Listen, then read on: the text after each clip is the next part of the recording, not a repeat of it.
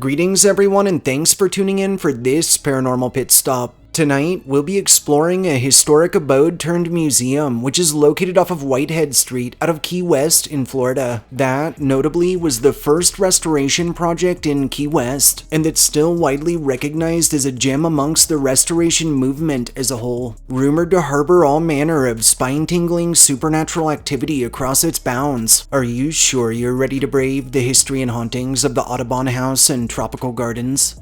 Historically, in 1830, this prestigious home was initially constructed under Key West's first harbor pilot, and possibly the most successful wrecker of the pre-Civil War era, one Captain John Hewling Geiger. Notably, the act of wrecking in this day was essentially comprised of salvaging goods from shipwrecks, and incidentally, would actually stand as one of Key West's largest economic boosters. Once settled into their new home, the captain and his wife Lucretia would raise 11 children within, all while growing lush vegetation across their property. In 1832, renowned ornithologist John James Audubon would visit Key West, during which time he would document over 18 new species of birds, and would spend several months with the Geiger family, whose dwelling's serene grounds he would enjoy painting across. One of Audubon's more prized works, being the painting of a white-crowned pigeon, actually features what's now recognized as the Geiger tree in its frame, an old growth that actually still stands in the front yard of the aged house, and a species that John James actually named in honor of the family he couldn't help but feel a part of. Sadly, in 1885, Captain Geiger would pass on, after which his heirs would remain on site for over a century while their family's fortune slowly dwindled, resulting in the mansion falling into disrepair, and in 1958, in the property being spec'd for demolition.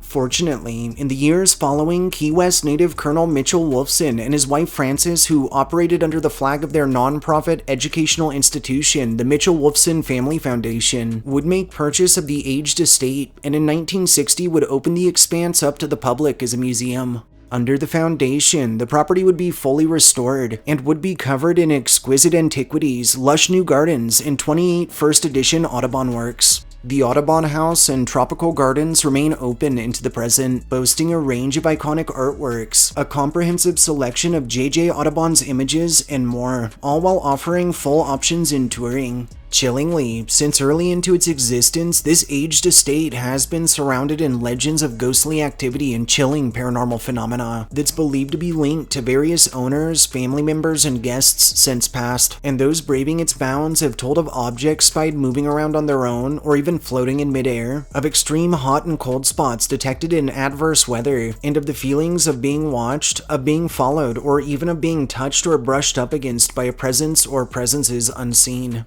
Sadly, through their lives here, Captain Geiger and Lucretia would lose children to yellow fever, one to a fall from a tropical almond tree in the yard, and some even tell the bones of another infant rest beneath the earth right out in front of the structure. Incidentally, the children's room and some of their favorite former hiding places are rumored to be some of the site's most active haunted locations. And near, both staff and guests have reported light bulbs unscrewing themselves and falling to the floor, odd scratching and knocking noises that seemingly emanate from within the walls, and incidents of an alarm sounding without cause at all hours, especially after dark, resulting in police arriving to always find the area completely secure and empty. Another spirit believed to inhabit the kid space is that of one Hannah, who was a daughter of the aforementioned Wolfson family who'd purchased the home in 1958. Formerly, Hannah's oilogram, or a painting with pastel created to honor a deceased child, adorned the room, and while the piece has since been relocated, stories of encounters with Hannah's apparition have persisted. To date, many passing the room describe hearing the unmistakable sounds of a little girl playing and frolicking about within, and often open the door only to find the space completely empty.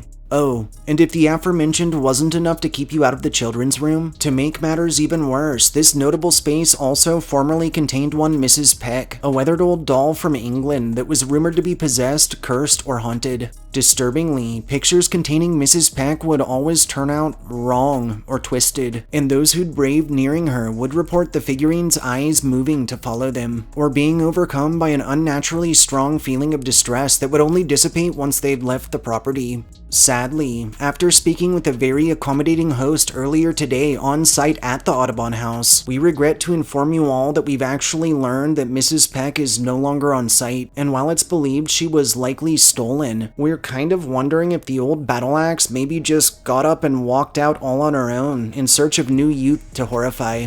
Also reported across the Audubon house and tropical gardens are disembodied footsteps and voices detected from vacant rooms, instances of doors opening and closing on their own, odd silhouettes or wafts of mist captured in the backgrounds of photography and video, and encounters with a range of full-bodied apparitions in clothing spanning the eras. Lastly, but certainly not least, the unmistakable ghostly form of Captain John Geiger himself has been observed around his old estate. Notably, during his life, rumors were circulated regarding John's dabbling in some of his very own privateering under the moonlight, and later, these stories would evolve to claim that he died with a vast treasure still hidden somewhere near the property. To date, the specter of Geiger has been viewed gazing over his lands from the house's upper windows, some say as he forever watches over both his property and undiscovered treasure.